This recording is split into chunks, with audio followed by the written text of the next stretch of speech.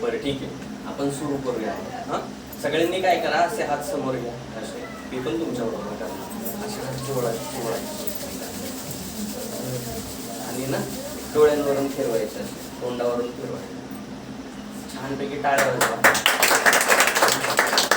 हात वर करा, खाली घ्या. रिलॅक्स बसा, एकदम रिलॅक्स. रिलॅक्स म्हणजे सावधान विश्राम असतं की नाही तुमच्या शाळेत असताना, शाळेतूनच तुम्ही आता पास आउट होणार. सावधान, सावधान म्हटलं की एकदम सावधान बसायचं. विश्राम, विश्राम म्हटलं की नॉर्मल बसायचं असं. बर, आता मी माझा परिचय दिला, मला पण तुमची बऱ्यापैकी नावं कळाली, तुम्ही कितवीत आहात ते कळालं. आता साधारण काय होतं ना, आम्ही ज्या ठिकाणी व्याख्यान वगैरे करायला जातो की नाही, तिथं खूप सारा मॉब असतो, म्हणजे खूप मुलं असतात. हा, आणि मग खूप मुलं असली की मग काय होतं की साधारण पुढची जी मुलं असतात, मग ती पुढची मुलं काय करतात, पुढची मुलं हुशार असतात. म्हणजे कसं, पुढं येतात आणि पुढं पटकन सुटूक करून बसतात आणि व्याख्यान ऐकतात. आता मी बघितलं बरीचशी मुलं आली की मागं जागा शोधतो आपण, मागं सेफ साईड असते. म्हणजे व्याख्याता कसं आहे ना, जे बोलत असतो, आता व्याख्याता हेही मला म्हणायला नको वाटतं, म्हणजे जे कोणी समोर सर येतात ते जे बोलतात, मग ते बोलले की पुढच्यांना काय करावं लागतं, माना डोलवावे लागतात. म्हणजे नाही कळलं तरी सुद्धा माना डोलवावे लागतात, किंवा उगाचच हसावं लागतं, किंवा टाळ्या वाजवाव्या लागतात. तशी मागची मुलं बऱ्यापैकी रिलॅक्स असतात. म्हणजे पुढची जर हसली तर ती हसतात, पुढच्यांनी टाळ्या वाजवल्या तर ते टाळ्या वाजवतात. बरं का, तर आता इथं तशी सिच्युएशन नाहीये. म्हणजे कसं की माझी नजर मात्र सगळ्यांवरती आहे, पण माझं काही बोधरेशन नाही. रिलॅक्स बसा, तुम्हाला काय वाटलं मस्तपैकी फिरावंसं वाटलं, बाहेर जाऊन फिरून परत येऊन बसू शकता. असो, तो मुद्दा वेगळा आहे. तर आता तुम्ही या ठिकाणी बसलेले आहात, बऱ्यापैकी तुम्ही करिअरच्या एका अत्युच्च शिखरावरती येऊन पोहोचलेले आहात. म्हणजे 7वी, 8वी, 9वी आणि 10वी. मग आता इथून पुढं कसं काय आपल्याला पुढं जायचं आहे, मग कसं पुढं जायचं याचं मार्गदर्शन तुम्हाला वेळोवेळी तुमचे शिक्षक, शिक्षिका हे करतच असतात. तर हा जो काळ आहे ना, याच्यामध्ये तुम्ही जास्तीत जास्त अभ्यास करणं गरजेचं असतं. आता तुम्ही करताच, तुम्ही हुशारच आहात. मी आता बोललो तुमच्याशी, त्याच्यावरून मला कळालं की तुम्ही हुशार आहात. आता ह्या करिअर निवडीच्या वेळेला तुम्ही मला एक सांगा, बऱ्यापैकी तुम्हाला आता मी विचारले तुम्हाला करिअर कशात करायचंय, बरेच जणांच्या डोक्यात असेल. तुम्ही माझ्याशी तेवढे फ्रँकली बोलला नाहीत कारण मी नवीन आहे तुमच्यासाठी म्हणून. तर बऱ्याच जणांना जर विचारलं की करिअर म्हणून तुला पुढे जाऊन काय करायचंय बाबा, किंवा तुला काय करायचंय, तो बरेच जणांची स्वप्न असतात की मला मोठं डॉक्टर व्हायचं आहे, किंवा काही जणांचं स्वप्न असतं मला छान शिक्षिका व्हायचं आहे, किंवा मला छान शिक्षक व्हायचं आहे, किंवा काही जणांची स्वप्न असतात की मला इंजिनियर व्हायचं आहे, कोणाचं स्वप्न असतं की मला एक छानसा बिझनेस करायचा, किंवा काहींचं स्वप्न काय असतं की तेवढं भांडवल आपल्याकडे नसेल तर मग आपण काय विचार करतो की छानसा मोठा जॉब करायचा ज्याच्यात मला छानसं पेमेंट मिळेल, आणि मग एका विशिष्ट पातळीनंतर किंवा माझं एक विशिष्ट वय क्रॉस केल्यानंतर, म्हणजे 5 वर्ष 6 वर्ष 10 वर्ष मी छान जॉब करणार, त्याच्यातून भरपूर इन्कम कमावणार, म्हणजे भरपूर पैसे कमावणार, आणि जे माझ्या गरजेला उपयोगी पडतील तेवढे पैसे मी खर्च करणार. फॉर एक्झाम्पल, आपल्या महत्वाच्या गरजा कुठल्या? व्हेरी गुड, याच गरज आहेत. बाकी काय? अन्न, वस्त्र, निवारा, याच्यापेक्षा दुसरी गरज आहे का? नाही. आपल्याला अंगभर घालायला कपडे मिळाले, झालं का? आपल्या डोक्यावरती छानसं छत आसरा असेल तर झालं का? आणि खायला 2 वेळ अन्न लागतं. ह्या आपल्या बेसिक गरजा आहेत की नाही? ह्याच्यापेक्षा वेगळी गरज काय आहे का? आता आपण ज्या वेगळ्या गोष्टी करतो ह्या गोष्टी म्हणजे काय? मॉलला जाणं, शॉपिंग करणं, कार मधून हिंडणं, बुलेट आवडते काय काय जणांना, बुलेट रेस करत फिरवायची, बुलेट वरती हिंडायचं, किंवा बरीचशी स्वप्न असतात की मला मॉडेल सारखं वागायचंय, किंवा मॉडेल सारखे छान छान ड्रेसेस हवेत.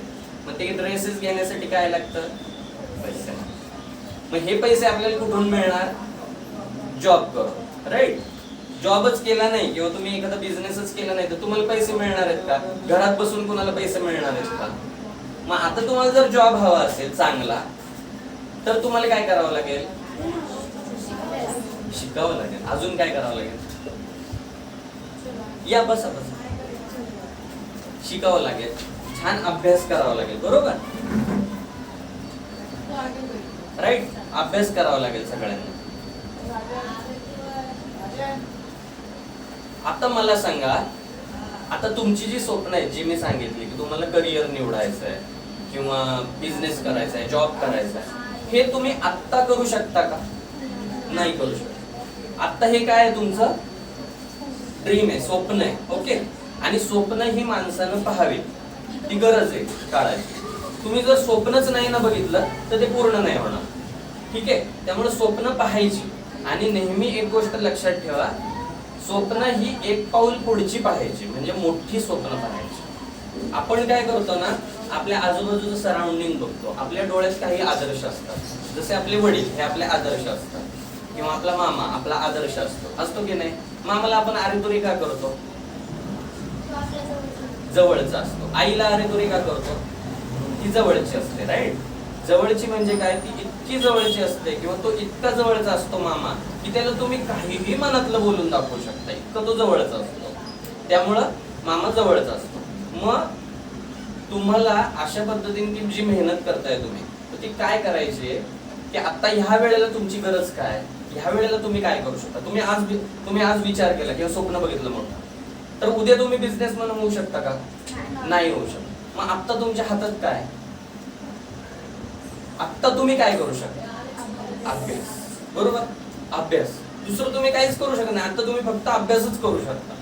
त्यामुळं एक गोष्ट लक्षात ठेवा, अभ्यासावरती इतकं फोकस करा ना, की उद्या पुढे जाऊन आहे ना तुम्हाला पुन्हा अभ्यासाकडे तोंड वळवायची गरज नाही पडली पाहिजे. इतकं तुम्हाला अभ्यास करावा लागणार. आणि ती वेळ आत्ताच आहे. एकदा ही वेळ निघून गेली ना, संपलं. मग तुमच्या हातात काही नाही.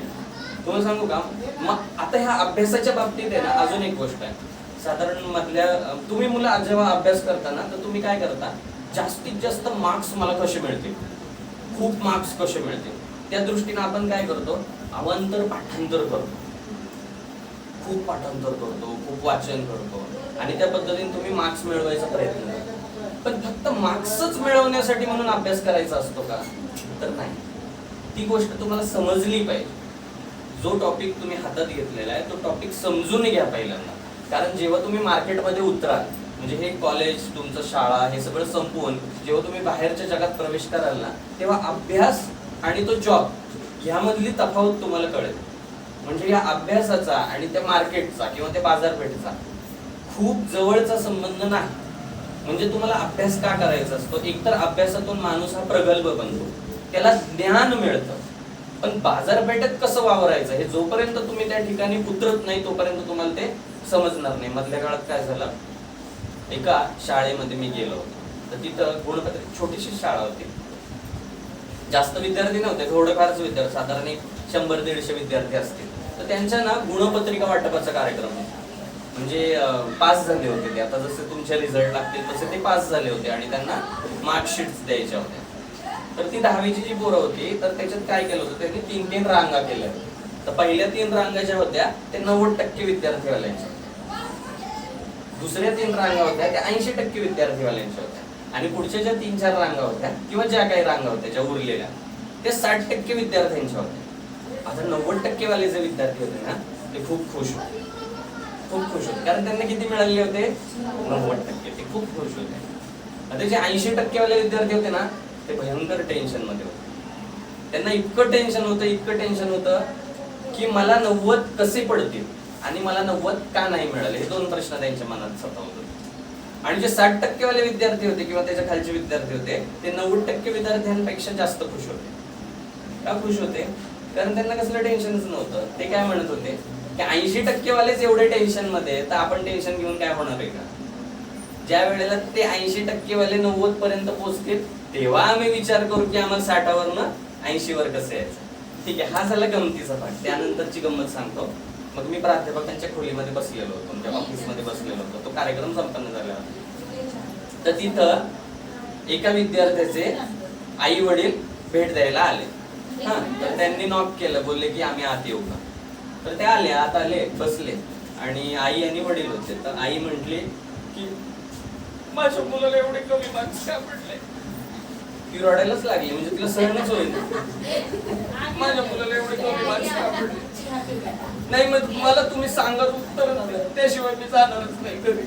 आता ते मुख्याध्यापकांनाही काही कळे ना की हिला काय बोलायचं ते, आणि मी मात्र शेजारी बसलो होतो. चालेल हा, चालेल ना, मध्ये पण बसलो तरी चालेल. तर मग त्या मॅडम म्हटल्या, ती जी आई होती, बरं का झाले का सगळ्या रिलॅक्स झाल्या, तर त्या म्हटले की माझ्या मुलाला एवढे कमी मार्क्स का पडले.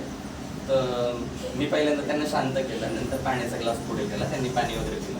मी म्हटलं तर किती मार्क्स पडले तुमच्या मुलाला, सांगण्यासारखे नाही म्हणजे तरी पण सांगा. नाही लाज वाटते. अहो म्हटलं लाजायचं का, पडले ना आता मार्क्स, आता ते बदलणार आहेत का, नाही बदलणार, मग बोला ना किती मार्क्स पडले. 89 समथिंग असं काहीतरी त्यांनी आकडा सांगितला, 89.55 वगैरे असं काहीतरी, मला आता नीटचा आकडा आठवत नाही.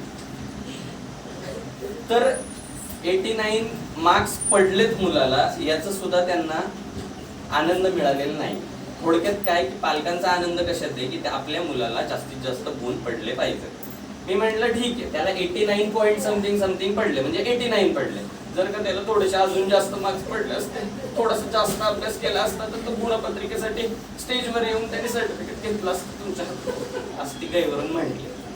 मला आवडलं, म्हणलं ठीक आहे, चांगली गोष्ट आहे. आता 90% विद्यार्थ्यांचा जो सत्कार झाला तसा तुमच्या मुलाचा व्हावा असं तुम्हाला वाटलं, म्हणून तुम्ही ह्या कळकळीने बोलताय, ही चांगली गोष्ट आहे. म्हटलं ठीक आहे, तुम्हाला 10वीत किती मार्क्स होते आणि तुमच्या यजमानांना किती होते. आश्चर्याची गोष्ट अशी आहे की त्या दोघांच्या मार्क्सची टोटल केली तरी सुद्धा 90 होत नव्हते. मग मला सांगा, जर पालकांच्या म्हणजे ज्यांना कुणाच्या अशा अपेक्षा आहेत, तर त्यांच्या मार्क्सची टोटल केली तरी सुद्धा 90 होत नाहीत, अशा पालकांच्या अपेक्षा आहेत की आपल्या मुलाला 90% जास्त मार्क्स मिळवावेत. ही गोष्ट चुकीची आहे का, नाही, ही गोष्ट बरोबरच आहे, पडले पाहिजेत. पण तुम्ही मुलं कमी मेहनत घेता का, तुम्ही 100% मेहनत घेता. आणि ह्या मेहनती पोटीच आई वडिलांना वाईट वाटतं की माझा मुलगा टेरेसवर जायचा, रात्र अभ्यास करायचा, सारखं तोंडावर पाणी मारायचा, चहा प्यायचा, किती चहा दिला, चहा पिऊन पिऊन त्याला ऍसिडिटी, एवढं सगळं ऐकावं लागतं. म्हणजे एवढं सगळं होऊन सुद्धा माझा मुलगा 90% मार्क्स पाडू शकतो. म्हटलं ठीक आहे, चांगली गोष्ट आहे. तर मग याच्यासाठी तुम्हाला काय करायला पाहिजे, खूप अभ्यास करायला पाहिजे, बरोबर करायला पाहिजे की नाही. बरं, आता सगळ्यांनी जोरदार टाळ्या वाजवा बघा. बरं, आता मधीदार्थ कळाला. हे बघा, मार्क्स मिळणं तुमच्या प्रगती पुस्तकामध्ये मार्क्स मिळणं किंवा मार्कांची सूज असणं म्हणजे ज्ञान मिळवणं नाही. तर ज्ञान मिळवणं म्हणजे काय, तर जो टॉपिक आहे तो समजून उमजून घेतला पाहिजे आणि त्या पद्धतीने तुम्ही वाटचाल केली पाहिजे. ज्या वेळेस तुम्हाला ही सवय लागेल ना, आपण दार लावू शकतो का, म्हणजे बरंच हा चालेल. अजून कोणी येणार असेल तर दार वाजवतीलच ना. ओके. तर तुम्हाला ही गोष्ट कळाली का, म्हणजे सगळ्यांनी मार्क्स मिळवण्यासाठी प्रयत्नशील असलंच पाहिजे. मी मार्क्स मिळवू नयेत या मताचा नाहीये, मार्क्स मिळालेच पाहिजेत. पण मार्क्स मिळवत असताना तो टॉपिक तुम्हाला नीट समजलाय का आणि तो समजून तुम्ही घेतलाय का, तर पुढे जाण्यात अर्थ आहे. समजलं. आता ही गोष्ट क्लिअर झाली सगळ्यांची. मला सांगा, आता पालकांचं हे अशा पद्धतीने वर्तन असतं. बरेचसे पालक म्हणतात मुलांना की हे बघ, तिकडे जायचं नाही, त्यांच्याशी खेळायचं नाही, हा ते इथंच खेळायचं, जे काही खेळायचंय माझ्या अंगणात खेळायचं, इथून लांब जायचं नाही, सायकल चालवू नकोस, सायकलवरनं धडपडला बिडपडला बाप आला तर लय दोपटी, बरं का, हे पालकांचं बोलणं असतं. आता ह्या मागं काय असतं, तर त्यांची चिंता असते, राईट. आता जर जिजामाता साहेबांनी जर का शिवाजी महाराजांना असं सांगितलं असतं, बरं का राजे, शिवबा हा आपला गड आहे आणि तो शेजाऱ्याचा गड आहे आणि तो पलीकडच्याचा गड आहे, त्यामुळे तुम्ही काय करायचं, आपल्याच गडावरती थांबायचं, अजिबात तिकडे पलीकडे जायचं नाही. तिकडे तगमग टोकेल, इथे गेला आणि खाली डोकवून पाहिलं तर तुम्ही दरीत कोसळा, कोण जबाबदार याला. असं जर जिजामाता बोलल्या असत्या तर शिवाजी महाराज घडले असते का. जिजामाता साहेबांनी, शाहू साहेबांनी त्यांनी काय केलं, शहाजीराजांनी काय केलं, शिवाजी महाराजांना स्वराज्य निर्माण करण्याची स्वप्न दाखवली. मगाशीच मी स्वप्नांचा उल्लेख केला. जर त्यांनी स्वप्न दाखवलीच नसती आणि राजांनी जर स्वप्न बघितलीच नसती तर स्वराज्य निर्माण झालं असतं का. मग ती धमक त्यांच्यामध्ये कशी आली, तर जिजासाहेबांनी त्यांना शिकविलं म्हणून आली. नाहीतर मग लाल महाल पण खूप मोठा होता. जिजा साहेब जर म्हटल्यास त्या शिवा ही एक खोली तुझी, एक खोली तुझ्या दादाची, या खोल्या सोडून दुसरीकडे जायचं, शाहिस्ते खाण्याचे बोटं तोडायचे फंदात पडायचं, अफजल खानाचं गुर्दा बिर्दा काढायची काही गरज नाही बरं का. आणि बोटं तोडली बिडली तरी मोजायची गरज नाही. असं जर शिवाजी राजांना जिजाऊ साहेब म्हटले असते तर चाललं असतं का? नाही. त्यांनी त्यांच्यामध्ये स्वराज्याची स्वप्न जागृत केली, त्यामुळं शिवाजी राजे घडले. आता हे उदाहरण सांगण्यामागचं कारण काय, तुमचे आई वडील जेव्हा तुम्हाला ओरडतात, सांगतात की वारंवार अभ्यासाला बस, अभ्यास कर, अभ्यास कर, त्याच्यामागे हीच गोष्ट असते की एकदा का हे वय उलटलं तर तुम्हाला मग हे वय परत येणार आहे का? नाही. त्यामुळे अभ्यास कधी केला पाहिजे? आत्ताच केला पाहिजे, आजपासूनच केला पाहिजे, तर अभ्यास सार्थ केला पाहिजे. ओके, हा मुद्दा सगळ्यांना झेपला.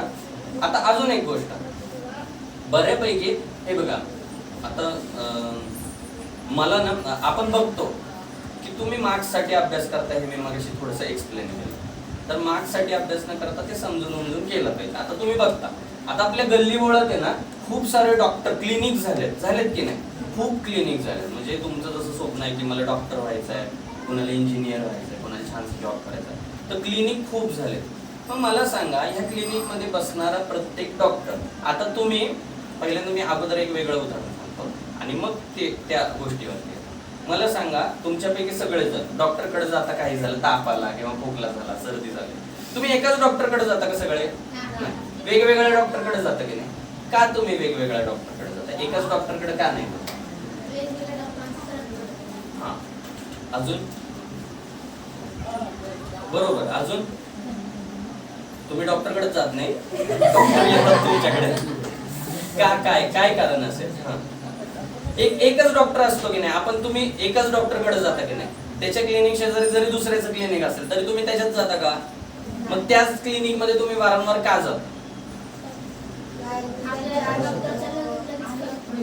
बरोबर, अजून?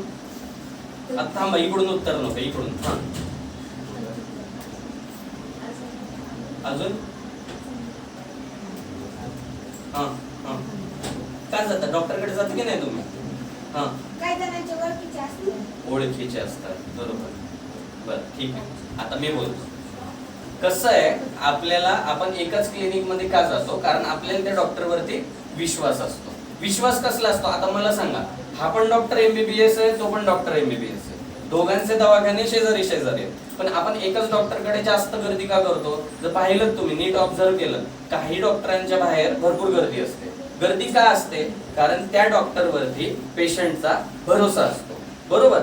आणि भरोसा का असतो? कारण त्या डॉक्टरचं आपल्या अवयवांबाबतीत किंवा आपल्या आजाराबाबतीत व्यवस्थित ज्ञान असतं, त्याला व्यवस्थित शिक्षण झालेलं असतं आणि त्याचा तो व्यवस्थित वापर करतो, बरोबर.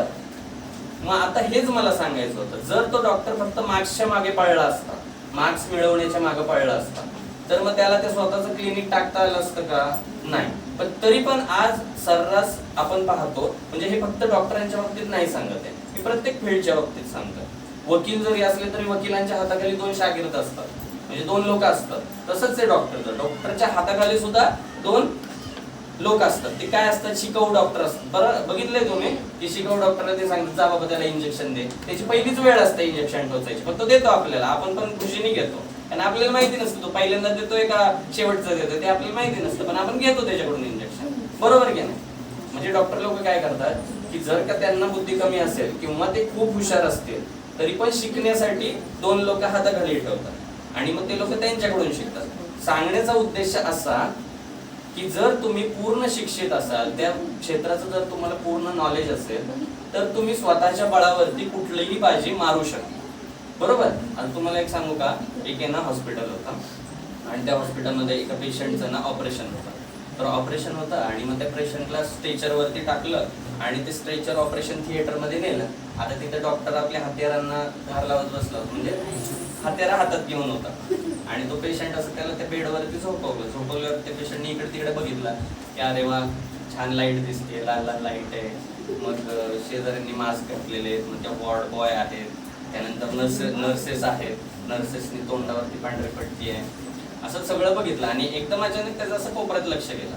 तर कोपऱ्यामध्ये एक छानसा फुलांचा मोठा हार ठेवलेला होता, बरं का. मग त्याच्या डोक्यात असा विचार आला त्या पेशंटच्या की अच्छा, म्हणजे आज ऑपरेशन थिएटरचं कदाचित उद्घाटन असावं आणि हे सगळे हत्यारं पहिल्यांदाच माझ्यावरती चालणार आहे, असा एक त्यांनी ग्रह केला मनामध्ये की ठीक आहे, चांगली गोष्ट आहे, म्हणजे डॉक्टरांची प्रगती झाली, त्यामुळे त्यांनी छानसं हॉस्पिटल वगैरे टाकलं. तरी पण त्याच्या डोक्यात क्युरियोसिटी आली ते कापण्यापूर्वी. तर म्हटलं डॉक्टर साहेब एक प्रश्न विचारायचा, अगोदर तर कापा तुम्ही, देतो मी कोट वगैरे तुमच्या हातात, पण तरी पण मी एक प्रश्न विचारला, आज हार का ठेवलाय असा हॉस्पिटलमध्ये? तर मग डॉक्टर साहेब सांगतात त्याचं काय ना, हे जे वॉर्ड बॉय आणि ह्या नर्सेस दिसत आहेत ना, त्यांनी आणलाय पहा. तर पेशंट बोलतो ओके ठीक आहे चालेल, चांगली गोष्ट आहे, पण कशासाठी आणलाय? ते तुमचं ऑपरेशन सक्सेस झाल्यानंतर मला कळणार आहे. तर पेशंट म्हणला अच्छा वा वा वा, चांगली गोष्ट आहे. किती कौतुक आहे त्या पेशंटच्या, म्हणजे त्या वॉर्ड बॉयजला आणि त्या नर्सेसला, चांगली गोष्ट आहे. मग पुन्हा पेशंटच्या डोक्यात एक प्रश्न आला, आणि जर अनसक्सेसफुल झालं ऑपरेशन तर डॉक्टर बोलतात मग तो हार आहे ना तुमच्या बाहेर बसलेल्या नातेवाईकांकडे आम्ही देणार, आणि मग ते ठरवतील कोणाला घालायचं. तर असं एक किस्सा थोडक्यात काय की डॉक्टरांच्या कामावरती त्यांचा भरोसा पाहिजे. थोडक्यात तो हार एक तर डॉक्टर घालतील नाही तर पेशंट घालतील, कारण डॉक्टरांचं पहिलंच ऑपरेशन असतं ते. तर अशा पद्धतीचा तो किस्सा आहे की जो आपण व्हॉट्सअपला वगैरे वाचतो. तर सांगण्याचा मुद्दा असाच आहे की तुम्ही पूर्णपणे ज्ञान घेतलं पाहिजे गोष्टींतून. ओके, समजलंय सगळ्यांना? आता आपण पुढच्या गोष्टीकडे वळू. पहा, आपण आहे ना पुढे जात असतो. पुढे जात असतो म्हणजे काय की शिकत असतो. मग शिकताना बरेचसे जण, आता तुमच्या 10वीच्या टप्प्यावर तुम्ही आहात, 10वीचा टप्पा कंप्लीट झाला की तुम्ही 11वीला जाणार. मग तुमचे बरेचसे नातलग किंवा बरेचसे तुमच्या वडिलांचे मित्र मैत्रिणी किंवा आईच्या मैत्रिणी वगैरे जे कोणी असतील ते तुम्हाला सांगणार की तू बाळा कॉमर्सच घे, तू आर्ट्सच घे, तू सायन्सच घे, मग तू MBBS साठी तू असा असा प्रयत्न कर, किंवा तुला CA व्हायचंय तर मग तू असा असा प्रयत्न कर, किंवा वकील व्हायचंय तू ह्याच ठिकाणावरून जा, मग तुझी कला क्षेत्रात आवड आहे तू हेच कर, असं बरेच जण सांगत असतात, बरोबर? तर मग सांगत असताना आपण काय विचार करतो, मग आपण पुढे जातोय, मग आपल्याला लोक नावं ठेवतील का किंवा बोलतील का, मग आपण हे करतोय तर मग हे लोकांना आवडेल का, आपल्या आई वडिलांना आवडेल का? एक गोष्ट लक्षात ठेवायची की तुम्ही दुसरे काय म्हणतात ना त्याच्याकडे लक्ष दिलं पाहिजे, पण कुठपर्यंत लक्ष दिलं पाहिजे, जोपर्यंत तुम्हाला समजतंय. आता तुम्ही तेवढे सुजाण आहात की तुम्हाला काय करायचं, कुठे जायचंय हे तुम्हाला नीटच समजलेलं असेल, त्या पद्धतीनेच तुम्हाला वाटचाल करायची. त्यामुळे बरेच जण बरेच प्रश्न जर सांगतील ना, बऱ्याच गोष्टी सांगतील ना, त्या प्रत्येक गोष्टीकडे लक्ष दिलंच पाहिजे असं नाही. पुढे जाताना लोक नावं ठेवतात किंवा लोक बोलतात अरे हे तर काय, BA ला कोण ऍडमिशन घेतंय का, BA ला काय ठेवलंय, त्यापेक्षा कॉमर्सला ऍडमिशन केलं, असं बोलतात बरेच. त्यामुळे अशा गोष्टींकडे बऱ्यापैकी दुर्लक्ष करायचं. म्हणजे काय तर तुमचा जो मोटिव्ह आहे, तुम्हाला जिथं जायचंय, तुमचा हेतू, तुमचं ध्येय, हे तुम्ही एकदा निश्चित केलं की ते ध्येय ढळू दिलं नाही पाहिजे.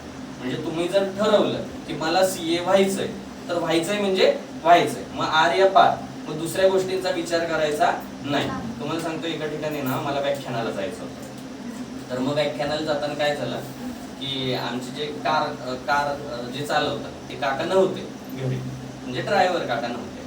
तर मग मी म्हटलं की ओला बुक करावी, पण टाइम नव्हता तेवढा, कारण मला जरा लांब पोचायचं होतं, कात्रजपर्यंत जायचं होतं. म्हटलं ठीक आहे मग आपणच कार काढावी आणि निघावं. पण झालं असं आदल्या दिवशी मी सातारला जाऊन आलो काकांबरोबर, आणि त्यामुळे कार खूप मळली होती, म्हणजे बऱ्यापैकी चिखल वगैरे, पावसाचे दिवस होते. तर मी म्हटलं ठीक आहे आपणच चावी घ्यावी आणि निघावं, आपण पटकन पोहोचू. म्हणून मी चावी घेतली, खाली गेलो, सेकंड फ्लोअरवरून खाली गेलो, कारला चावी वगैरे लावली, तर पाहिलं तर काच पण बऱ्यापैकी मळलेली, मागची मळलेली, आणि साईड मिरर्स पण बऱ्यापैकी खराब झाले. मग मी काय केलं, आतलं फडकं काढलं जे पुसतो आपण ज्याने, आणि त्या फडक्यानं मी फ्रंटची काच व्यवस्थित पुसली, पाणी वगैरे स्प्रे मारून, मागची एक काच व्यवस्थित पुसली, आणि साईड मिरर्स जे आहेत ते पण व्यवस्थित पुसले. आता जेवढं मला पाहिजे होतं तेवढं मी पुसलं. पण काय झालं, सेकंड बाल्कनीतून माझी वाईफ पाहत होती की ह्या सगळ्या गोष्टी, की अच्छा हे पुसतायत वगैरे. आणि मग मी काय केलं, डोअर उघडलं आणि ते फडकं आत टाकलं आणि आत बसायला जाणार, तोच तिनं मला वरून फोन केला. मला म्हटली की अहो तुम्ही फक्त मिरर पुसलेत, कार का नाही व्यवस्थित पुसून घेतली? तर मी म्हटलं की काही गरज नाही वाटत मला त्याची, कारण मला खूप कमीत कमी वेळेत कात्रजला पोहोचायचंय, हा लांबचा पल्ला आहे, तर मला निघलं पाहिजे, मी थांबून गरजेचं नाही, म्हणजे माझा वेळ वेस्ट नाही झाला पाहिजे, हा माझा हेतू होता. मला जे पाहिजे, मला जे दिसणार आहे, माझं जे ध्येय आहे ते गाठण्याकरिता समोर मला जेवढ्या गोष्टी आहेत त्या गोष्टी मी क्लिअर केल्यात का, म्हणजे विचारांची माझ्या क्लॅरिटी आहे का? तर क्लॅरिटी आहे, म्हणजे माझ्या डोळ्यांना जे दिसतंय ते क्लिअर आहे आणि जे साईड मिरर्स आहेत ते क्लिअर आहे. मग मी ती कार पुसण्यात का वेळ वाया घालू? तर त्यावरती ती म्हटली की तुम्ही व्याख्याते आहे. मग त्या ठिकाणी गेले तर 4 लोक बघतील आणि म्हणतील अरे हा व्याख्यात किती घाण कार घेऊन आलाय, मग ते चांगलं वाटेल का? म्हटलं लोक काय बोलताय.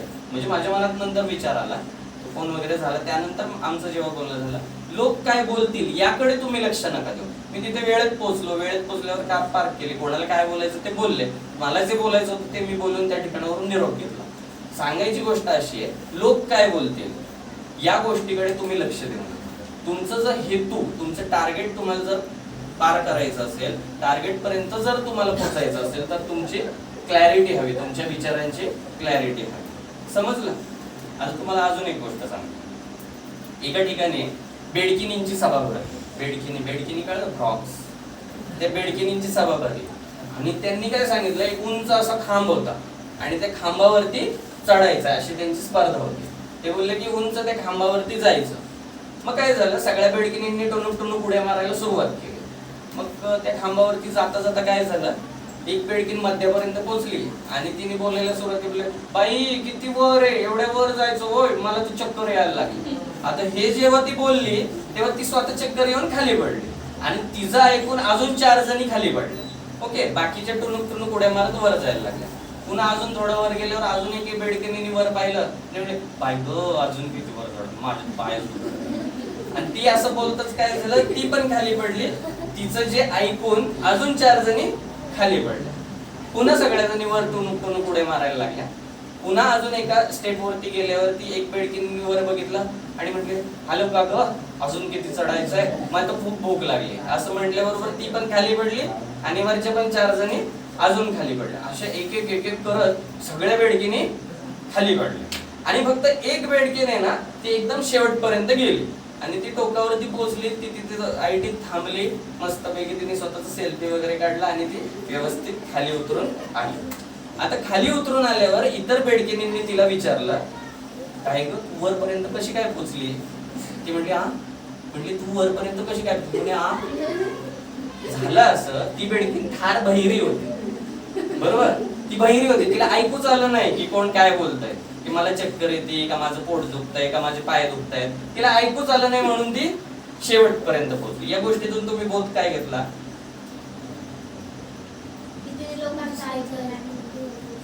बरोबर, तिने कुणाचं ऐकलंच नाही. आपण काय करतो, मित्र म्हणतो की आपण तुम्हाला बघा, तुम्हाला आता मित्र, आता तुम्ही फोन करता, रविवारी होते तर मग तुम्ही काय करता, प्लॅनिंग, ओके ठीक आहे उद्या रविवारी ना आपण 1 तास अभ्यास करायचा. मग अभ्यास कधी करायचा, आपण 1 वाजता अभ्यासाला बसूया. मग तुम्ही मस्तपैकी आरामशीर 11 वाजता वगैरे उठता. 11 वाजता उठल्यावर तुम्ही काय करता, तुमच्या मित्राला फोन करा, अरे नरेंद्र काय करतोयस तू? अरे काय ना, संध्याकाळी आपल्याला सीझन मॉलला जायचंय. नाही माझं जरा बेल्ट खराब झालाय तर मला बेल्ट घ्यायचा आहे. ओके, मग नरेंद्र तिकडून काय म्हणतो, अच्छा तुला बेल्ट घ्यायचा आहे का, बरं ठीक आहे मला पण शूज घ्यायचे, मग जाऊया. ओके ओके, मग असं ठरतं. मग पुन्हा एकदा त्याचा फोन येतो नरेंद्रचा, हॅलो विक्रम, अरे तुला बेल्ट घ्यायचा आहे, मला शूज घ्यायचे आहेत आणि त्या आपल्या विक्याला ना काय जीन्स वगैरे खरेदी करायची. हो का, अच्छा मग चालेल ना, बरं कधी निघायचं? नाही संध्याकाळी जाऊ ना. अरे संध्याकाळी कसं जमणार, मग त्याला कॅम्पात जायचंय, मग आपल्याला मॉलमध्ये जायचंय. मग आपण असं करू, थोड्या वेळापूर्वी ये ना, थोडं जेवून घेऊन ये की. मग तुम्ही जेवता बिवता आणि मस्तपैकी तयार होता आणि मस्तपैकी सेंट वगैरे मारून निघता घरातनं बाहेर. ठीक आहे, आणि बाहेर निघता मग त्या वेळेलाच 1 वाजलेले असतात. तुमचं टार्गेट असतं की 1 ला अभ्यास करायचा असतो, पण ते टार्गेट निघून जातं. आणि मग तसं करत करत करत करत संध्याकाळ होते. संध्याकाळी तुम्ही मस्तपैकी हिंडता मस्तपैकी समोसा चाट वगैरे खाता आणि मग घरी येता. याच्यातून काय समजलं तुम्हाला, की तुम्ही जर एखादी गोष्ट ठरवली तर ती तुम्ही पूर्ण करता का? नाही. का पूर्ण होत नाही ती? कारण तुम्हाला ती गोष्ट तितक्या प्रायोरिटीची वाटत नाही आणि तुम्ही वाहवत जाता आणि इतर गोष्टींच्या मागे धावायला लागता. बरोबर, त्यामुळे तुमच्या विचारांची क्लॅरिटी हवी की तुम्हाला नक्की काय करायचंय. तुमचा हेतू फिक्स पाहिजे की तुम्ही जर ठरवलं की मला 11 ते 1 अभ्यास करायचा तर तुम्ही तेवढ्या वेळात अभ्यास केलाच पाहिजे. बरोबर, त्यामुळे ही गोष्ट लक्षात ठेवायची. बऱ्यापैकी मी मुलं बघतो की जेव्हा परीक्षा असते, परीक्षेच्या अगोदर बरोबर तुम्ही 20 दिवस प्लॅन करता किंवा 30 दिवस प्लॅन करता की आता अभ्यास करायचा आहे आणि मग तुम्हाला कळतं की अरे आपल्या पुढे तर 5 सब्जेक्ट आहेत, मग या 5 सब्जेक्टचा आपण कसं काय करायचा अभ्यास एवढ्या कमी वेळात.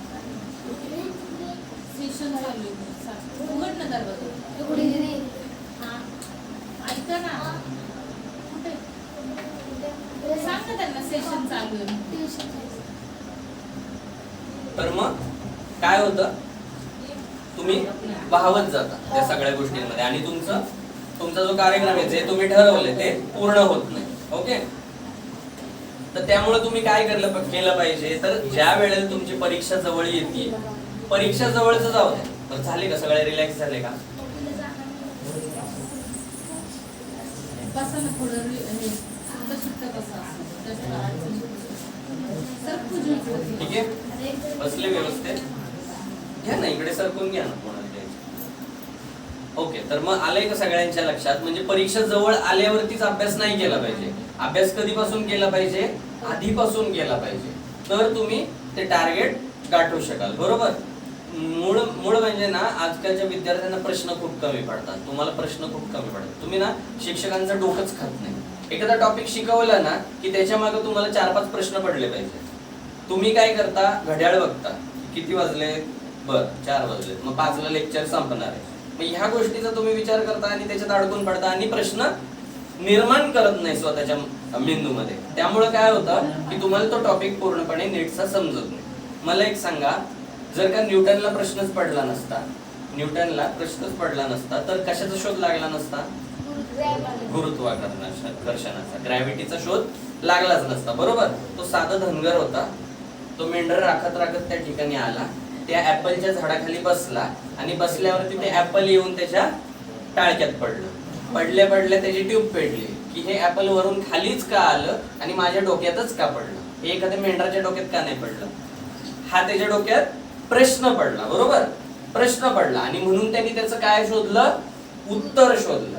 म्हणजे तुम्हाला काय पडले पाहिजे? प्रश्न. न्यूटनला हा शोध लागण्यापूर्वी ऍपल वर पडायचे का? वर जायचे का? नाही. बरोबर, ते खालीच यायचे की नाही? मग न्यूटनलाच हा प्रश्न का पडावा? मग तो शास्त्रज्ञ झाला. बरोबर. मग जर तुम्हाला पुढे जाऊन सायंटिस्ट वगैरे व्हायचं असेल तर तुम्हाला काय पडायला पाहिजे? प्रश्न पडले पाहिजे. तुम्हाला समजा ऍडव्होकेट व्हायचंय तर तुम्हाला त्यातल्या गोष्टी, कलम काय आहेत, मग हा गुन्हा कसा झाला, ह्या गोष्टींचे प्रश्न पडले पाहिजेत, ते तुम्ही शोधले पाहिजेत. अकाउंट्स मध्ये जर तुम्हाला करिअर करायचं असेल तर गणिताची टोटल कशी करायची, भूमिती तुम्हाला आवडायला लागेल, बीजगणित तुम्हाला आवडायला लागेल. ह्या गोष्टींसाठी तुम्ही प्रयत्नशील असलं पाहिजे. प्रश्न निर्माण झाले पाहिजे. तुम्हाला सांगतो, पृथ्वी गोल आहे तर तुमच्या बाई काय करतात? पृथ्वी गोल आहे हे शिकवताना ते काय करतात? हातातली बांगडी काढतात, तुम्हाला दाखवताय बघा पृथ्वी अशी गोल आहे. मग शिक्षक येतात, शिक्षक काय करतात? खिशातली चुन्याची डबी काढतात आणि दाखवतात पृथ्वी अशी गोल आहे बरं का, अशी ते दाखवतात गोल आहे. ग्रीक लोक जे होते ना, 1800 वर्ष त्यांनी काय सांगितलं एकमेकांना की पृथ्वी ही ताटासारखी गोल आहे. ताटासारखी म्हणजे प्लेन आणि सर्कल आहे. त्यांना असं वाटायचं, आपण जर प्रवासाला निघालो आणि आपण गाडी चालवत पुढे गेलो तर एका ठिकाणी असा पॉइंट येईल की तिथे ते ताट संपेल, म्हणजे ती पृथ्वी संपेल आणि धाडकन आपण दरीत कोसळू, असं त्यांना वाटायचं. मग गॅलिलिओ नावाचा एक प्राणी आला, त्यांनी दुर्बिणीतून शोध लावला की पृथ्वी ही चेंडू सारखी गोल आहे. म्हणजे त्याला काय पडला? प्रश्न पडला आणि त्या प्रश्नाचं त्यांनी काय शोधलं? उत्तर शोधलं. त्यामुळे तुम्हाला काय पडले पाहिजेत? प्रश्न. आणि त्याची तुम्ही जास्तीत जास्त उत्तरं शोधली पाहिजेत. ज्यावेळेस तुम्हाला उत्तर शोधता येतील तेव्हा तुम्ही त्या विषयामध्ये पारंगत व्हाल. ही गोष्ट लक्षात ठेवा. आता अजून एक गोष्ट, अभ्यासाच्या बाबतीत ना तुमची एकाग्रता कमी पडते. एकाग्रता म्हणजे काय? एकाग्रता म्हणजे काय की आपल्याला तो विषय सर्वतोपरी कळला पाहिजे. म्हणजे प्रत्येक गोष्ट, त्यातली छोटी छोटी गोष्ट आपल्याला कळणं आणि त्या गोष्टीसाठी आपण एकाग्र होणं गरजेचं असतं. मला सांगा, तुम्ही पुस्तक वाचता, गोष्टीचं पुस्तक वाचता, ते गोष्टीचं पुस्तक असं समोर धरता आणि वाचायला सुरुवात करता. हळूहळू काय होतं, एक पॅरा वाचता, दुसरा पॅरा वाचता, दुसरा तिसरा पॅरा झाल्यावर तुम्हाला काय कळतं? तुम्हाला हळूहळू मजा यायला लागते. बरोबर, त्या गोष्टीत. आणि तुम्ही त्या गोष्टीशी एकरूप होता. एकरूप झाल्यावरती त्या गोष्टीतली पात्र तुमच्याशी बोलायला लागतात, संवाद करायला लागतात आणि तुम्हाला असं वाटतं की अरे आपण या गोष्टीतच आहे. म्हणजे आपण त्या सिंड्रेलाच्या ठिकाणीच आहोत आणि तो राजकुमार आहे ना, त्याच्या ठिकाणीच आपण आहोत आणि मग आपण रिॲक्ट होतो आणि आपल्या चेहऱ्यावर भाव उमटायला लागतात. जरी तुम्ही मनात वाचत असाल तरी तुमच्या चेहऱ्यावर एक्सप्रेशन दिसतात की नाही. ती हसली की तुम्हाला हसायला येतं, ती रडली की तुम्हाला तुमच्या चेहऱ्यावरती निरागस भाव उमटतात की नाही. मग हे जेव्हा समोरून एखादी व्यक्ती बघत असेल तर आई काय विचारते, अरे काय झालं, एवढं काय छान छान आहे त्या गोष्टीत, आम्हाला पण समजून सांग ना. बरोबर की नाही. तर मग हे असं करत असताना जी ह्या गोष्टी किंवा ह्या भाव जेव्हा तुमच्या चेहऱ्यावर उमटतात तेव्हा ती गोष्ट तुम्हाला आवडायला लागलेली असते की नाही, त्याच्यात तुम्हाला इंटरेस्ट असतो की नाही. मग असा इंटरेस्ट तुम्हाला इतिहासाची पुस्तकं वाचताना का नाही निर्माण होत? तुम्ही ते फक्त मार्कांसाठी म्हणून करता. हा म्हणजे किती की शिवाजी महाराज 4 मार्काला, नंतर ज्ञानेश्वर महाराज 4 मार्काला, संभाजी महाराज 2 मार्काला, आणि तुकाराम महाराजांचा अभंग खूप जड आहे, अवघड आहे, मग तो ऑप्शनला. म्हणजे अशा पद्धतीने असतं. तर अशा पद्धतीने करू नका. आणि त्या गोष्टीमध्ये एकाग्र होण्याची गरज आहे. एकाग्रता या गोष्टीचं एक एक एक ना वस्तू आहे, भिंग. भिंग माहिती आहे सगळ्यांना?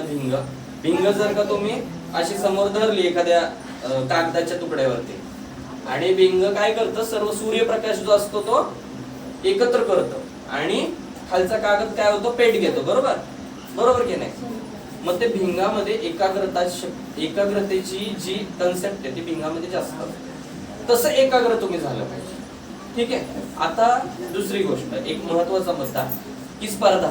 तुम्ही काय विचार करता की त्याला किती मार्क्स पडलेत, मग मला तेवढे मार्क्स का नाही पडत, मग तिला किती मार्क्स पडलेत, मग तेवढे मला का नाही पडत. मग मी आता काय करते, मी तेवढे मार्क्स पाडूनच दाखवते, त्याशिवाय मी शांत बसणारच नाही. ही झाली जिद्द. पण ईर्ष्या निर्माण करू नका मनामध्ये. एक गोष्ट लक्षात घ्या, ज्या वेळेला तुम्ही 10वी संपवता आणि जेव्हा कॉलेजला जाता, कॉलेजला गेल्यावरती 10वीची प्रत्येक मुलं तुमच्या वर्गात असणार आहेत का? असणार आहेत? नाही. ती सगळी नवीन असणार आहेत की नाही? समजा तुमची 12वी झाली, 12वी झाल्यानंतर पुन्हा एकदा तुम्हाला वाटलं की आपण वेगळ्या फील्डमध्ये जावं, त्यावेळेला 11वी 12वीची मुलं तुमच्या बरोबर 13वीला असणार आहेत का? नसणार आहेत. कॉलेज संपलं, समजा तुमचं ग्रॅज्युएशन संपलं, पोस्ट ग्रॅज्युएशन संपला, त्यानंतर तीच मुलं तुम्ही जिथं जॉब करताय तिथं असणार आहेत का? नसणार. मग ही स्पर्धा कुणासाठी आहे? मग तुम्ही स्पर्धा का करताय? स्पर्धा ही आपल्याशी असली पाहिजे. कळतंय तुम्हाला? स्पर्धा ही स्वतःशी करा की मी याच्यातून आउटपुट किती देऊ शकेल. जर मला आता 60% पडले तर नेक्स्ट टाइम मला 60 पेक्षा जास्त पडायचे, ना की त्याला एवढे पडलेत किंवा तिला एवढे पडलेत म्हणून त्याच्यापेक्षा जास्त पाडायचे, असं नाहीये. ते मला किती पडलेत, माझा आवाका काय, कारण व्यक्तिपरत्वे भिन्नता असते. त्यामुळे ही गोष्ट लक्षात घ्यायची की मला किती पडलेत आणि मी किती ह्याच्यापेक्षा जास्त पाडू शकतो. आता तुम्हाला 60 पडले, त्यामुळे 60 पर्यंत तर तुम्हाला कॉन्फिडन्स आलेला आहे की मी 60 इझिली पाडू शकतो. ओके, मी या चाचणीत मला किती पडले, 40-50 जे काय पडले असते, पडले की नाही 60 आहे. मग पडल्यावरती आता पुढच्या चाचणीत मला किती पडणं अपेक्षित आहे, मी ऍटलिस्ट 70 गाठले, मी ऍटलिस्ट 80 गाठले पाहिजे. त्यावेळेला तुम्हाला 70 पडते. ज्या वेळेला तुम्ही 60च टार्गेट ठेवता ना, तेव्हा पुन्हा एकदा तुम्ही 55 वर घ्या. त्यामुळे स्पर्धा ही स्वतःशी करा. समजलं? एकदा ना अकबर आणि बिरबल माहितीये का सगळ्यांना? त्यांची एक छानशी गोष्ट सांगतो. अकबर बादशाहचा दरबार भरतो आणि त्या दरबारात आहे ना, तो काय करतो, अकबर काय करतो, 2 कोंबडे आणतो राजदरबारात आणि बिरबलाला म्हणतो की तू काय कर, हा एक कोंबडा घे आणि स्वतःच्या घरी निघून जा. हा, आणि 20 दिवसांनी जशी आपल्याकडे जत्रा भरते तशी जत्रा आहे आणि त्या जत्रेत काय करायचंय, आपल्याला कोंबड्याची झुंज खेळायची.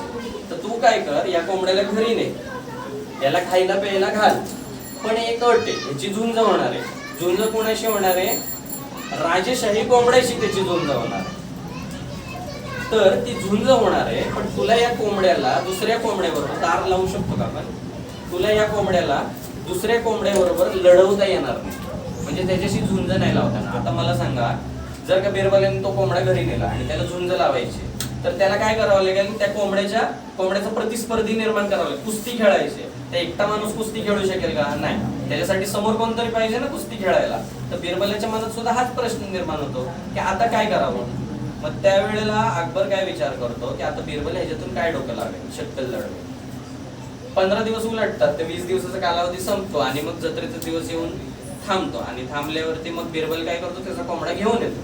जसा बिरबल त्याचा कोंबडा घेऊन येतो, तो राजेशाही कोंबड्यावरती अशा पद्धतीने तुटून पडतो की त्याला फार रक्तबंबाळ करतो आणि अकबराचा जो कोंबडा आहे तो लोकांमधून वाट काढून त्या ठिकाणावरून पळून जातो. हे सगळं झाल्यावरती अकबर बिरबलाला विचारतो की जर मी तुझ्या कोंबड्याला सांगितलेलं, म्हणजे तुला सांगितलेलं की ह्या कोंबड्याला काय झालं, इथे काही प्रॉब्लेम आहे का? नाही ना. तर तो म्हणतो की तुला जर का मी सांगितलं होतं की ह्याची कुणाशी झुंज करायची नाही, तर तू काय शक्कल लढवली? तर बिरबल काय सांगतो, बोलतो की मी त्या कोंबड्याला ज्या खोलीमध्ये ठेवलं होतं त्या खोलीमध्ये चारी बाजूला मी आरसे बसवून घेतले. आरसे बसवल्यामुळे काय झालं, त्या कोंबड्याला त्याचं प्रतिबिंब त्या आरशात दिसलं आणि तो पुढचे 20 दिवस त्यांनी स्वतःशीच झुंज दिली. तो स्वतःशीच लढला आणि जेव्हा 20 दिवस कंप्लीट झाले आणि जेव्हा त्याचे डोळे बांधून मी ह्या राजेशाही कोंबड्या समोर आणून त्याचे डोळे उघडले, तेव्हा त्याला काय वाटलं, हे आपलं प्रतिबिंब आहे समोर येते. त्यामुळे तो त्याच्याशी इतक्या पद्धतीने लढला, इतक्या छानशा पद्धतीने लढला की त्यांनी त्याचा पराजय केला. आता ह्याच्यावरून मी तुम्हाला मगाशी काय सांगितलं की तुमची स्पर्धा स्वतःची स्पर्धा स्वतःशीच आहे. त्या कोंबड्यानं काय केलं, त्याची स्पर्धा स्वतःशीच खेळली की नाही, म्हणून तो यशस्वी झाला. ओके, काय झालं बेटा, बोल की. काय नाही ना, लय चोळबोळ चालू बाबा. मला पण सांग की काय गंमत असेल तर मी पण हसतो की. बरं का, तुम्हाला सांगतो आता बघा, प्रत्येक क्षेत्रात आहे ना, म्हणजे आता जर पाहायला गेलं प्रत्येक व्याख्याता हे बोलतो, मी काय वेगळं नाही बोलत आहे त्यावेळेला, की प्रत्येक क्षेत्रात मुली अग्रेसर आहेत, मुली पुढे आहेत, मुलं थोडीशी मागे आहेत, थोडीशी मागे आहेत. याचा अर्थ मुलं मागे आहेत असं नाही, थोडीशी मागे आहेत, ती पुढे जाऊ शकतात. पण त्याच्यासाठी काय व्हायला पाहिजे, मुलांची एकाग्रता अभ्यासातली वाढायला हवी. सगळ्याच मुलांची मुलींची. बघा काही काळानं ना सिच्युएशन अशी असेल, जर मुली पुढे असतील तर काय सिच्युएशन असेल याची एक छोटीशी गंमत सांगतो. बघा तुमचं कॉलेज वगैरे संपेल, मुली छानसा बिझनेस करत असतील, मग त्या अमेरिकेत असतील, मग एखादी प्राजक्ता दुसऱ्या सारिकाला फोन करेल, अगं सारिका मला ना उद्या मुलगा बघायला जायचंय. कुठे? अगं इंडियात जायचंय. बरं ठीक आहे. कुठे? बहीण बनालेला. बरं ठीक आहे चालेल जाऊया. मग ती येईल मुलगा बघायला. बरं का, त्या दोघी एरोप्लेन मधून येतील, मर्सिडीज गाडीतून खाली उतरतील. त्यावेळेला मुलगा जो आहे त्याचं जे कुटुंब असेल ते त्यांचं स्वागत कसं करेल बघा गंमत. मुलाचा भाऊ दारात रांगोळी काढत असेल, मुलाचे वडील आतमध्ये पोहे बनवत असतील आणि जो नवरा मुलगा आहे तो चहाचे कप पुसत असेल आणि त्याची आई ऑफिस वरून नुकतीच आली असेल घरी. ती काय करेल, त्या पाहुणे मुलींचं स्वागत करेल, त्यांना आत बोलवेल, त्यांना बसवेल. मग मुलीला पोहे देण्यासाठी मुलगा चहाचा कप आणि पोहे घेऊन समोर येईल, पोहे देईल, चहाचा कप देईल. मग मुलीची मैत्रीण त्याला विचारेल, तुला गाता येतं का बाबा, तुला चालता येतं का, चालून दाखव, नाचून दाखव, बोलून दाखव. बरोबर की नाही? तर अशी सिच्युएशन येऊ नये, ही गंमत आहे, गंमत म्हणून ऐका. तर अशी सिच्युएशन येऊ नये म्हणून सगळ्यांनी छान अभ्यास करायला हवा, तुमच्या अभ्यासातली एकाग्रता वाढायला हवी.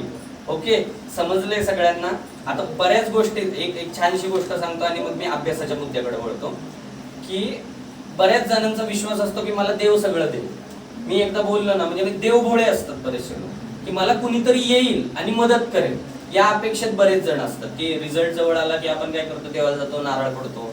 किंवा इंग्लिशचा पेपर असेल तर आपण इंग्लिशच्या बाबतीत आहे ना, इंग्लिशच्या बाबतीत बऱ्याच जणांच्या, तुम्ही बऱ्यापैकी मराठी शाळेची मुलं करा, मराठीच ना, कॉन्व्हेंटचं कोणी आहे काय करायचं? कॉन्व्हेंट इंग्लिश तू आहे, very good very good very good. तर एक छोटीशी गोष्ट सांगतो, प्लीज राग मानू नका तुम्ही. हा, तर बऱ्यापैकी ना मराठी मुलांना हा कॉम्प्लेक्स असतो की आपल्याला ना इंग्रजी बोलताच येत नाही किंवा मला इंग्रजीतलं काही कळतच नाही. हा, पण एक गोष्ट लक्षात घ्या, इंग्रजी इतकं पण अवघड नाही, इंग्रजी सोपं आहे.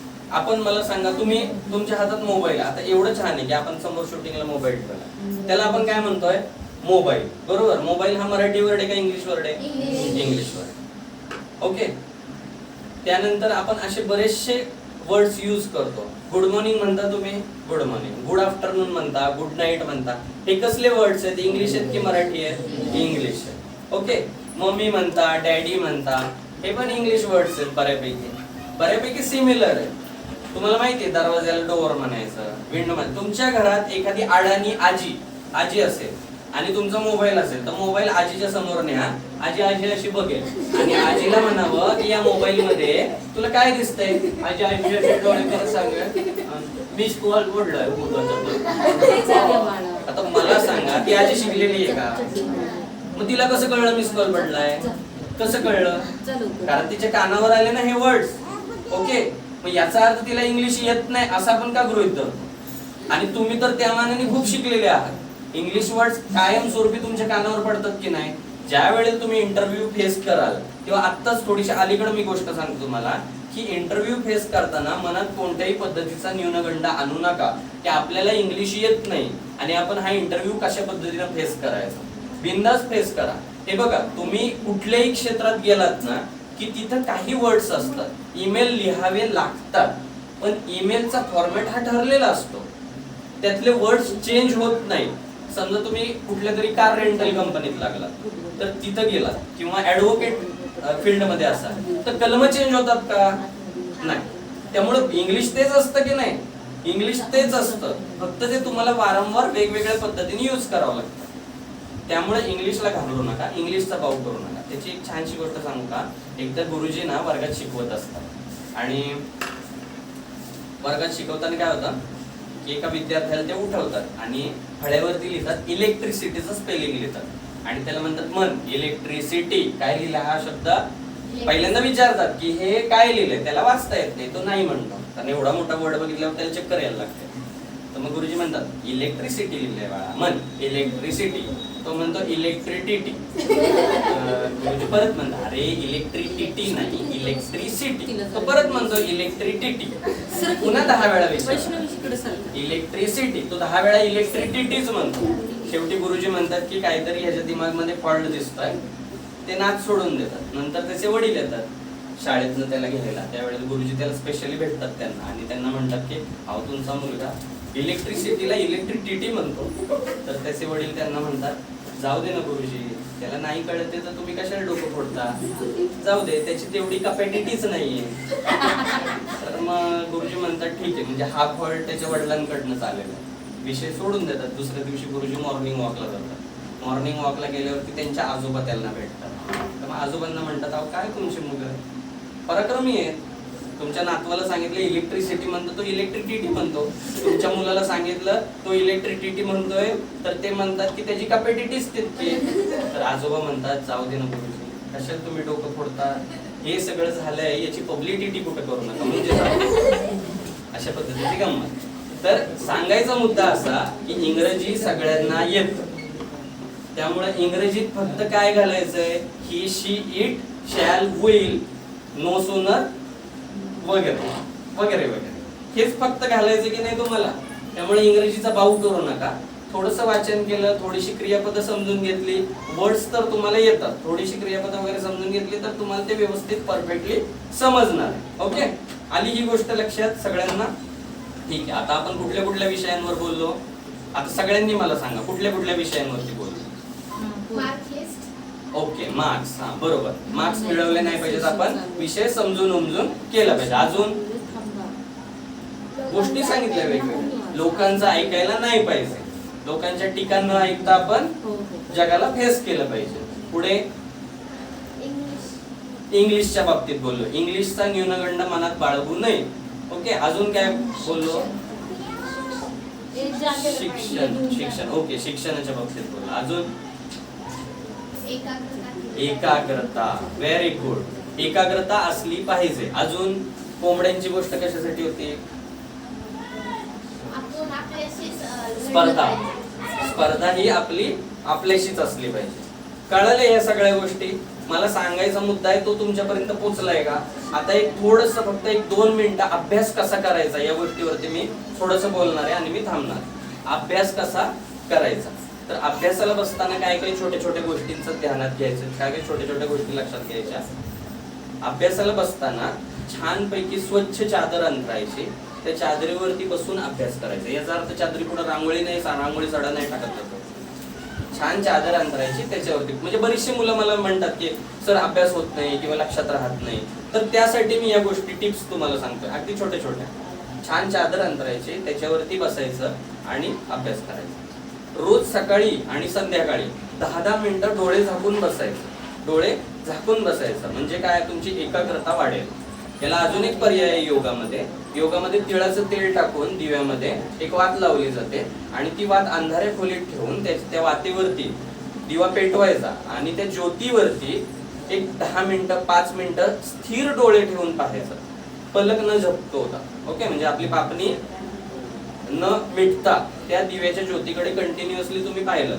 तुम्ही आज 5 मिनिटं पाहिलं ना तर दुसऱ्या दिवशी 10 मिनिटं पाहायला सुरुवात करता. ही तुमची एकाग्रता आहे, तल्लीनता आहे. की त्याच्यामध्ये तुम्ही तरबेज होत जाता. ओके, ही एक गोष्ट. दुसरी गोष्ट, तुम्ही ज्या वेळेला अभ्यास करता त्याची रिव्हिजन वारंवार करायची. रिव्हिजन, आता तुम्हाला सांगू का, आपला जो मेंदू आहे ना, छोटा मेंदू, तो एक कार्बन असतो. तुम्ही ज्या वेळेला एखादा टॉपिक वाचता त्यावेळेला त्याचं चित्र आहे ना तुमच्या मेंदूवरती डार्क पद्धतीनं छापल्या जातं. ओके, तुम्ही दृश्यम चित्रपट बघितलाय? हो. दृश्यम मध्ये काय सांगितलंय की तो ज्यावेळेला 2 सांगतो, 2 तारीख को मैं आया था, कितनी तारीख को, 2 तारीख को, 2 तारीख को, हे दृश्यम आहे की नाही, हे तुमच्या लक्षात राहते. चित्र माणसाच्या पटलावरती व्यवस्थित छापलं जातं. तोच एक भाग आहे की माणसाच्या मेंदूवरती तुम्ही ज्या वेळेला अभ्यास करता तो कार्बन कॉपी छापली जाते. ज्यावेळेला तुम्ही एक टॉपिक वाचता ना तेव्हा तो तुमच्या मेंदूवरती परफेक्ट रीतीनं छापला जातो. तुम्ही दुसरा टॉपिक वाचताना त्यावेळेला तो परफेक्ट रीतीनं छापला जातो, आधीचा ब्लर होतो. पुन्हा तुम्ही थर्ड टॉपिक वाचताना तेव्हा तो डार्क होतो, त्याच्या मागचे अजून ब्लर होत जातात. तर हे ब्लर न होण्यासाठी काय करायला पाहिजे, फर्स्ट टॉपिक ज्या वेळेला तुम्ही स्टडी करताय किंवा वाचताय तो परफेक्टली समजून घ्या. तो इतका डार्क करा की तो डोक्यातून गेला नाही पाहिजे, आणि जोपर्यंत तो डार्क होत नाही ना तोपर्यंत पुढच्या टॉपिक कडे वळू नका. ओके, आता अजून एक गोष्ट सांगतो. ज्या वेळेला तुम्ही बोलता म्हणजे अभ्यास करता त्यावेळेला जास्तीत जास्त तोंडाचा वापर करायचा. म्हणजे ज्या वेळेला तुम्ही तोंडाने बोलता ना आणि ते तुमचे कान ऐकतात ना तर ऑटोमॅटिक तो 2 वेळा स्टडी होतो तुमचा. किती वेळा होतो? 2 वेळा होतो.